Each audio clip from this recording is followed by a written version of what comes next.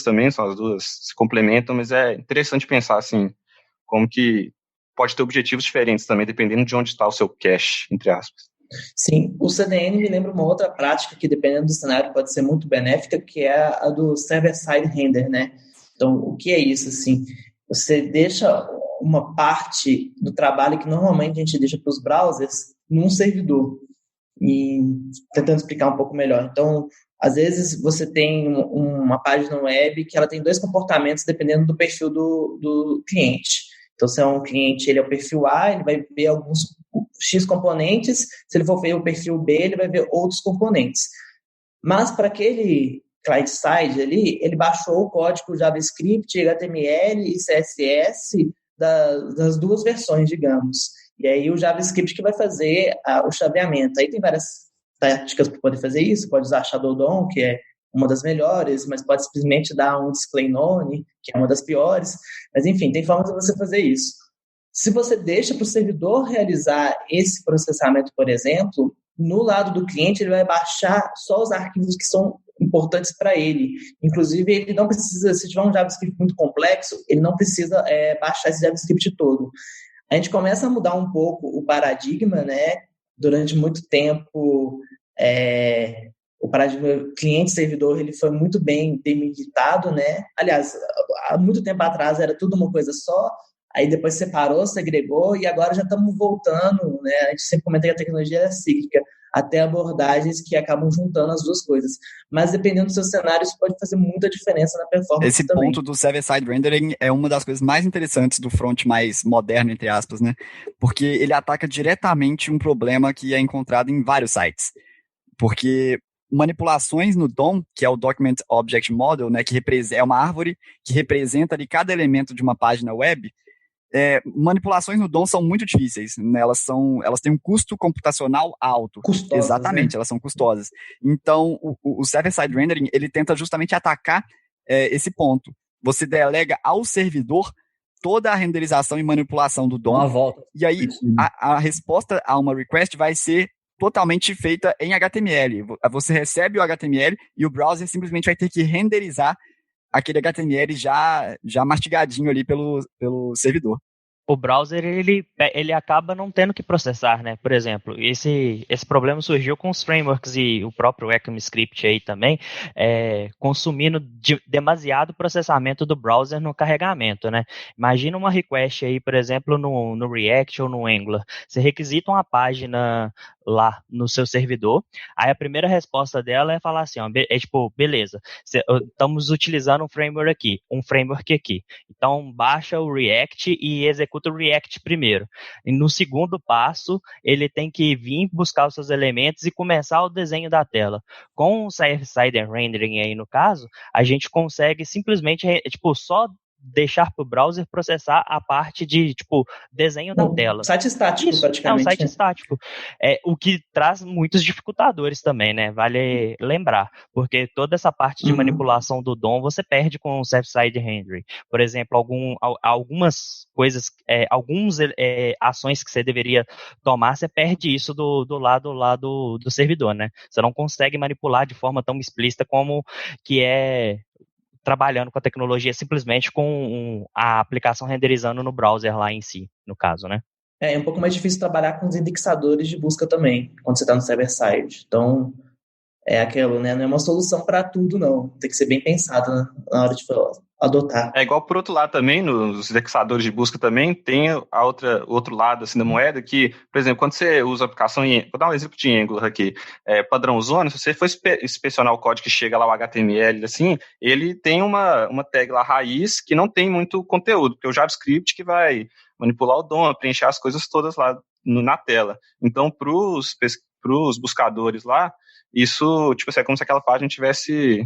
O conteúdo não está naquele HTML inicial. Aí quando você faz um server-side, já renderiza, nem que seja, às vezes nem precisa ser a aplicação toda, pode ser só uma casca ali inicial, já chega um HTML mais bonitinho, digamos assim, para os indexadores conseguirem procurar melhor. Tem suas a regra da vantagens. computação, né? Sempre criando, eu crio uma solução para o problema e crio mais novos 3, 4 problemas. E eu acho que, assim, uma característica muito marcante de acessar aplicações SSR, né, que é o Server-Side Rendering, é que elas são muito rápidas. É muito rápido. Você abre a página e instantaneamente já tem aquela pintura inicial na tela. É realmente muito impressionante, assim. Então, todas essas frameworks modernas, né, para citar algumas, então, o Angular, o React, uma que está muito famosa para fazer SSR, que dizem que é uma das melhores experiências de desenvolvimento, é o Next.js, né? Então, todas elas já permitem a nós, desenvolvedores, utilizar essa tecnologia. Sim, e outra alternativa também é o seu site ser realmente estático, né? Então, tá aí também uma abordagem que a galera chama de Jamstack, no qual você vai tentar construir o seu site 100% estático. Aí é diferente do server-side, realmente não existe esse dinamismo aí, manipulação do DOM. Você limita o tipo de aplicações que podem ser atendidas por esse cenário, né? São realmente sites mais simples, às vezes só um site de notícias um pouco mais limitado ali, um hot site, mas é uma abordagem muito interessante também, porque o que você ganha de velocidade, né? E normalmente, não só velocidade, mas de custo, porque você não vai precisar ter um servidor associado. Então, você vai ter que hospedar literalmente só o seu front-end. Então, existem algumas abordagens nesse sentido também que podem ser adequadas. E a gente citou aí muito sites estáticos, a gente citou CDN, a gente citou carregamento e tamanho de requests, e eu acho que uma coisa que está intimamente ligada a isso é o tamanho de imagens, né? Qual é o tamanho das mídias que a gente está trafegando nas nossas requests, nas aplicações, nos sites, enfim, quanto que isso está consumindo de memória dos nossos usuários. Então, assim, uma coisa que eu vejo é o WhatsApp, ele comprime muito o tamanho das imagens. Isso é ruim porque você não vai ter uma imagem numa definição, numa resolução alta, mas é excelente para o usuário que baixa ali 100 imagens por dia e manda no grupo da família, certo? Como que a gente pode lidar também com essa compressão e a questão de tamanho de mídias nos nossos sites? Quais são os formatos que a gente mais pode usar para melhorar esse quesito, para trafegar menos dados? Enfim. Eu acho que uma das principais coisas, uma das coisas mais básicas, na verdade, é primeiro a gente entender os formatos super tradicionais, né? PNG, GIF, JPG. Existem formatos diferentes porque cada um é melhor para poder comprimir os dados da imagem, né? E aí eles se comportam de maneiras diferentes, né? O basicão, né? O arroz com feijão é que o PNG ele é um formato que consegue fazer uma compressão sem perdas, ou seja, a imagem não vai ficar deteriorada em nada, só que ele consegue comprimir dessa forma, né? Reduzir o tamanho, mas para imagens que não tem muita variação de cor, não tem degradê e etc. Por outro lado, o JPG ele é um formato que é muito adequado, que ele tem perda, né? Só que ele é muito adequado para poder armazenar fotos, né, de tiradas de máquina ou coisas da vida real. Ele utiliza um negócio muito interessante do processamento de imagens, que ele consegue comprimir a imagem utilizando uma lei dos cossenos lá, que faz com que vai ter a perda, só que essa perda vai ser pouco observada pelo olho humano. Então, né, por esse motivo, ele é um formato que é muito utilizado para fotos em geral, né, tiradas do mundo real. E o GIF é um formato, né, bem mais antigo, e não faz muito sentido utilizar ele. Hoje em dia ele continua, né, aparecendo aí por causa de animações, por mais que a gente... Memes, né, que é o que importa na internet, né? Mas o próprio GIF evoluiu muito. Hoje em dia você vê uns GIFs que é melhor do que Netflix, a qualidade deles. Eu acho que aí nesse caso são formatos variados. Você baixa um GIF que tem 40 mega, literalmente. Acho que inclusive é uma extensão diferente, né? Que é GIF-V, de uma mistura de GIF com vídeo. E o GIF ele tinha um problema muito sério que ele permitia transparência, só que apenas de 1 bit, ou seja, um pixel ou ele é opaco ou ele era transparente. O PNG, né, tem a transparência de 24 bits até, se não me engano. Então você consegue ter um pixel parcialmente, né, transparente, o que dá, né, uma coisa muito menos toscona, que é diferente do que a gente quer quando a gente quer um meme, né? Quando é um meme, uma coisa que a gente quer o tosco. Não, no meme você tem que tirar um print da imagem e renderizar ele 8 vezes. Aí tem uma qualidade bacana. A gente pode depois fazer um episódio de boas práticas web para construção de memes, né? Não tem boas práticas no final das contas. E eu acho também que existe um formato recente aí que a Google está desenvolvendo, se não me engano, né? Que é o WebPG. Não sei pronunciar, igual ninguém sabe pronunciar GIF, porque tem aquele dilema lá se é GIF ou GIF. Mesmo galera que a primeira língua é inglês tem dificuldade de pronunciar GIF, então um pouco mais tranquilo. Porque o inventor, ele inventou que tem que ser GIF, né? Ele já falou que a pronúncia é como se fosse com J mesmo. Mas enfim, então. isso aí. Tá cancelado, cara. Tá cancelado, cara. E aí, esse novo formato que a Google tem desenvolvido e que agora está sendo suportada por vários browsers aí, antes era realmente só o Chrome, ele permite uma compressão absurda. Então, eu estava vendo ontem um comparativo, você consegue, né, utilizando, por exemplo, o JPEG, fazer uma compressão lossless, né, na qual você não vai perder informação da imagem, você simplesmente pega, por exemplo, um arquivo de 100 KB.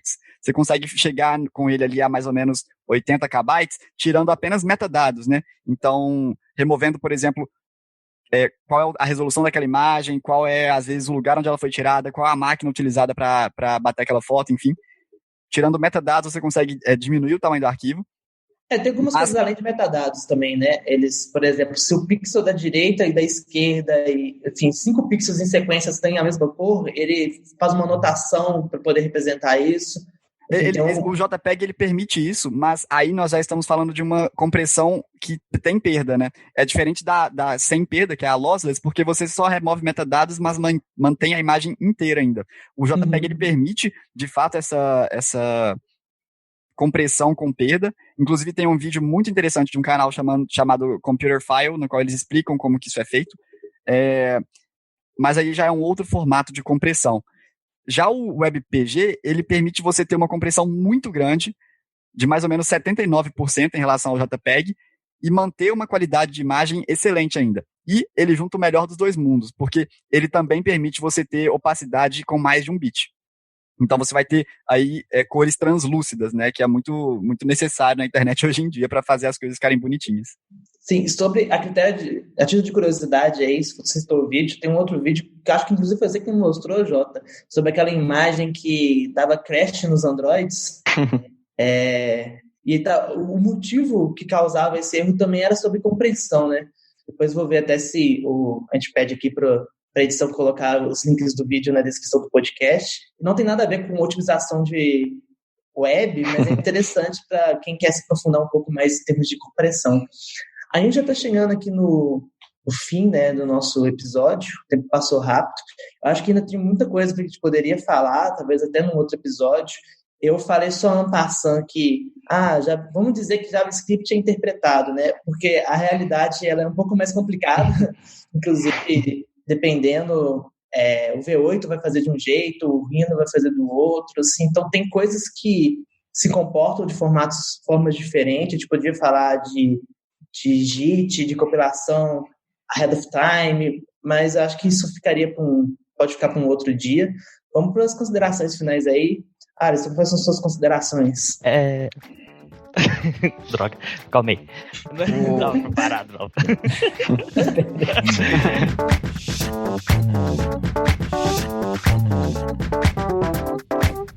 Tutu, quais são as suas considerações finais?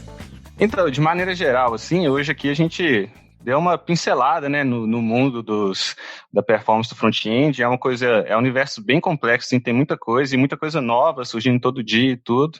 E eu acho que cada vez fica mais óbvio, tipo, o valor disso, assim, a gente tem muitos cases e tudo, então tá cada vez, tipo assim, dá para brigar fácil com a área de negócios para conseguir ter essas implementações, e tem várias ferramentas, a gente comentou Lighthouse, tem entre outras, que têm ajudado bastante. Os frameworks, eles cada vez têm ajudado mais também, eles têm os problemas que eles trazem, igual você comentou, mas eles abrem muitos problemas, mas resolvem vários também, de minificação, esse ahead of time, por exemplo, do Angular lá, que agora já é padrão. Enfim, tem várias ferramentas. O importante é a gente ficar atento a isso, assim, porque cada vez mais os sites tendem a ficar mais carregados, e mais informação a gente quer transmitir, mas o ideal é que seja com a melhor performance possível, né? Então é isso aí. Sim. Coutinho, antes de passar a palavra, queria agradecer aí que você aceitou o convite.